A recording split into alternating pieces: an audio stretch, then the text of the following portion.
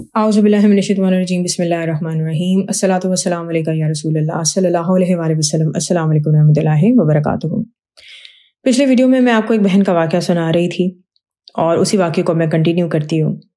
पिछले वीडियो में बताया था कि किस तरह इनकी तबीयत एकदम ख़राब होती है और फिर इन्हें लगता है कि इनका आखिरी वक्त आ गया है। तो उसी में वो कहती हैं कि जब उन्होंने अपने मियाँ को ये कहा कि इस हकीकत को तस्लीम कर लें कि इन बहन का आखिरी वक्त आ गया और अपने जनाजे से रिलेटेड कुछ नसीहत की और साथ में वसीयत की और सूरह यासीन पढ़ी और साथ में फिर ये दुरूद शरीफ पढ़ना शुरू हो गई थी। दुरूद शरीफ जो ये पढ़ रही थी और इस वाक़े से पहले भी ज़िंदगी में जो ये पढ़ा करती थी वो है अल्लाहुम्मा सल्ली अला मुहम्मदिन नबिय्यिल उम्मी व अला आलिहि व अस्हाबिहि व बारिक वसल्लम। तो ये मुसलसल ये दुरूद शरीफ पढ़ती जा रही थी और कहती हैं कि बस अब मैं अपने अगले सफ़र के लिए तैयार थी और सोच रही थी कि कैसे अमाल हैं। चलो अब जो भी है अल्लाह ताला के सामने हाजिर होना है, अल्लाह ताला खैर ही करेंगे, अल्लाह ताला की रहमत से मायूस नहीं हूँ। इतनी देर में इनके हस्बैंड इन्हें हॉस्पिटल लेके जाते हैं। तो हॉस्पिटल में डॉक्टर्स पहले तो समझते हैं कि ये जो दुरूद शरीफ पढ़ रही हैं पता नहीं ये शायद कोई नफ्सियाती मरीज़ा हैं, क्योंकि अक्सर आप देखें लोग चलते फिरते इस तरह दुरूद शरीफ पढ़ते नज़र नहीं आते। डॉक्टर्स ने इनको पूछा कि क्या हुआ है आपको, तो उन्होंने कहा कि बस मेरा आखिरी वक्त आ गया है और आपने जो देखना है देख लें कर लें। तो बहरहाल डॉक्टर से फिर इनके हस्बैंड को बताया कि इनका बुखार जो है वो हद से ज़्यादा बढ़ चुका था और इस हद तक बढ़ चुका था कि अगर इनको हॉस्पिटल लाने में कुछ देर होती और इनकी ट्रीटमेंट होने में कुछ देर होती तो ये ज़हनी तौर पर मुकम्मल तौर पर मफलूज हो जाती और शायद सारी उम्र के लिए बिस्तर से कभी उठ ना पाती। बहरहाल डॉक्टर्स ने इनको फटाफट ट्रीटमेंट दिया और ये ठीक हो गई। अब ये बहन कहती हैं कि जब मैं ठीक हो गई और घर वापस आ गई तो फिर मैंने सोचा कि जो आज मेरे साथ हुआ है ये आम बात नहीं थी और इनको अपनी सारी बातें याद आ रही थी कि किस तरह इनके मुंह से उस वक्त वो सूरह यासीन जो इन्होंने कभी याद नहीं की थी वो पूरी अदा हुई और कलमा इन्होंने पढ़ा और ये दुरूद शरीफ मुसलसल पढ़ रही थी और ये सोच रही थी कि इस तरह इतनी रेगुलर जब मैंने ये इबादत दुरूद शरीफ या कभी मैंने इतने कसरत से तो पढ़ा नहीं, तो फिर ये शायद एक नेमत ही थी कि जो अल्लाह ताला ने इस मौके पर इनकी ज़ुबान पे ये कलमात को अदा करने की तौफीक अदा की। बहरहाल कहती हैं कि उसके बाद फिर मुझे वो यह बात याद आई कि किस तरह कुछ महीने पहले मैंने ख्वाब देखा था अपने लिए और फिर मेरी दोस्त ने ख्वाब देखा था मेरे लिए और फिर बार बार उन ख्वाबों के बाद जो है वो मुझे कुछ कहता था, मेरे अंदर आवाज़ आती थी कि अपने भाई से बात करो। तो कहती हैं कि फिर मैंने कहा ठीक है अब मैं अपने भाई से बात करूँगी और कहती मैंने बगैर सोचे समझे अपने भाई को फ़ोन किया और मैंने से कहा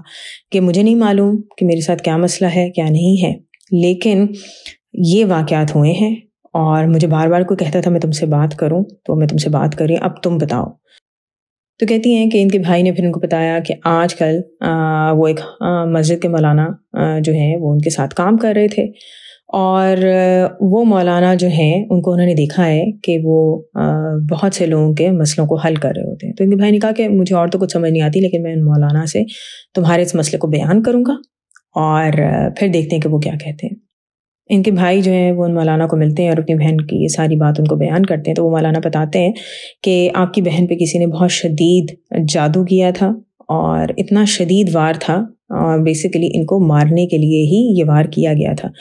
लेकिन आपके वालिदैन की दुआएं हैं या कुछ नेक अमाल हैं या बुज़ुर्गों की दुआएं हैं कि ये बच गई। थोड़ा सा बीमार हुई, थोड़ी सी तकलीफ़ काटी, लेकिन वो नहीं हुआ जिसके लिए इन पर ये वार किया गया था, वरना या तो ये मर जाती या ज़िंदगी भर के लिए मफलूज होकर बिस्तर पर ही पड़ी रहती। और ये अल्लाह ताला की एक रहमत थी कि इस नाजुक तरीन मौके पर इनकी ज़ुबान पर सूरह यासीन आ गई, कलमा आ गया और दुरूद शरीफ पढ़ना शुरू हो गया और जब इन्होंने दुरूद शरीफ पढ़ना शुरू किया तो रहमतें नाजिल होती हैं और ये बच गई। उसके बाद वो मौलाना कहते हैं कि आप अपनी बहन को कहें कि दुरूद शरीफ कसरत से पढ़ना शुरू कर दें और जौन से भी दुरूद शरीफ पढ़ना चाहती हैं वो दुरूद शरीफ पढ़ें, लेकिन रेगुलर पढ़ें, कसरत से पढ़ें, ज़्यादा से ज़्यादा पढ़ें और अगर काम काज की वजह से नहीं पढ़ा जाता तो चलते फिरते भी पढ़ें, वरना ख़ास तौर पे हर नमाज के बाद एक तस्बीह ज़रूर पढ़ लिया करें। भाई ने मुझे ये पैगाम पहुंचा दिया और मैंने उसी तरह कसरत से दुरूद शरीफ पढ़ने की कोशिश शुरू कर दी। कभी नमाजों के बाद पढ़ती, कभी काम काज में उतना टाइम ना मिलता, दिन भर की थक जाती तो बिस्तर पे लेटे लेटे ही दुरूद शरीफ पढ़ती रहती।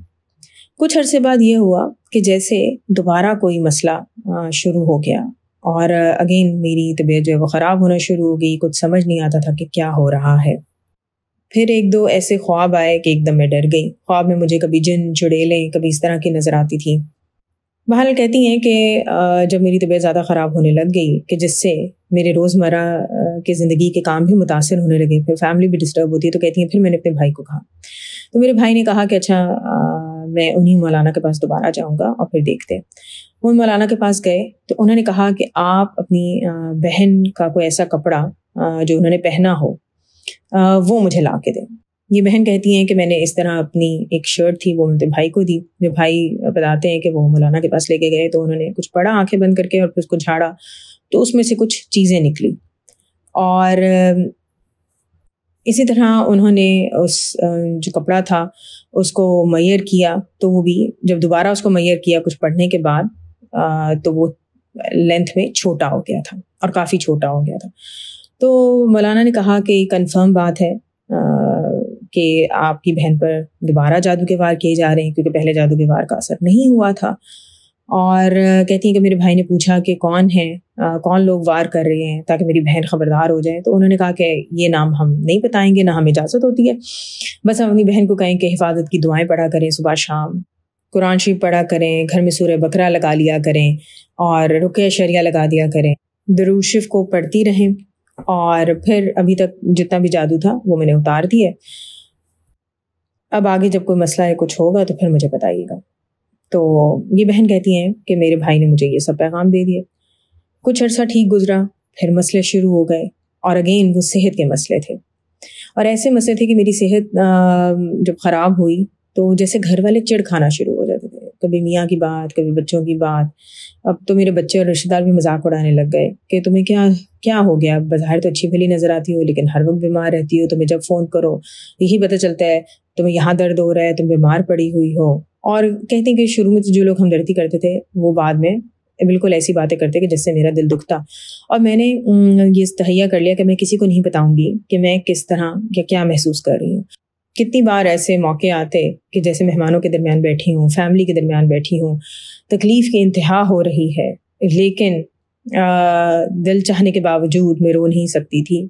اور میں واقعی اپنے آنسو اپنے حلق کے اندر اترتے ہوئے محسوس کرتی تھی۔ یہ بہن کہتی ہیں کہ میں سوچا کرتی تھی کہ دکھ درد کے موقعوں پہ آپ کی فیملی ہوتی ہے جو آپ کے کام آتی ہے، آپ کو دلاسا دیتی ہے، لیکن میرے پاس اس وقت اللہ کی ذات کے سوا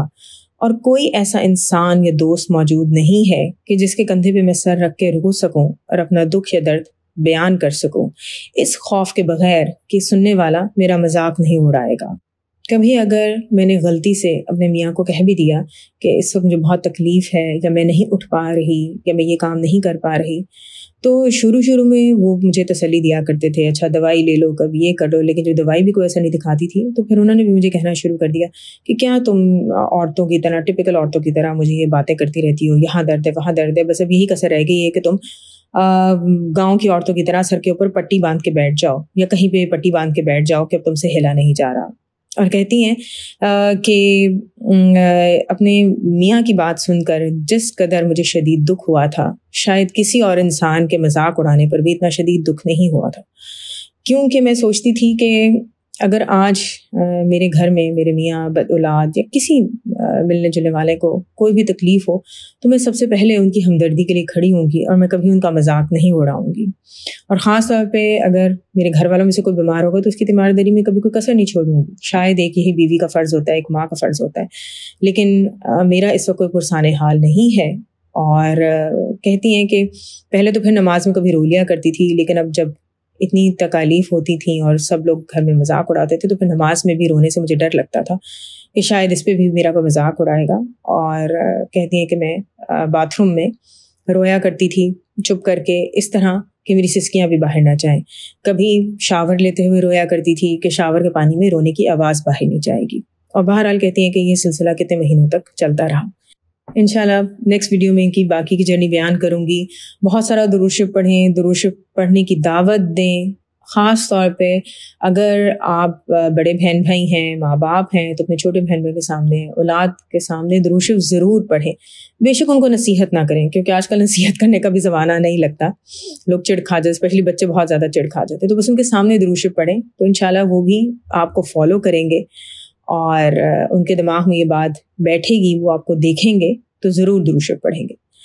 दुआ है कि अल्लाह ताला हम सबको दुनिया और आखिरत दोनों जहां में हज़ूर पाक सल्लल्लाहु अलैहि वसल्लम की मोहब्बत और कुर्ब हर पल में और हर लम्हे में अता करें। आमीन सुम्मा आमीन। अस्सलातु वस्सलामु अलैका या रसूलल्लाह सल्लल्लाहु अलैहि वसल्लम। अस्सलामु अलैकुम रहमतुल्लाहि व बरकातुहू।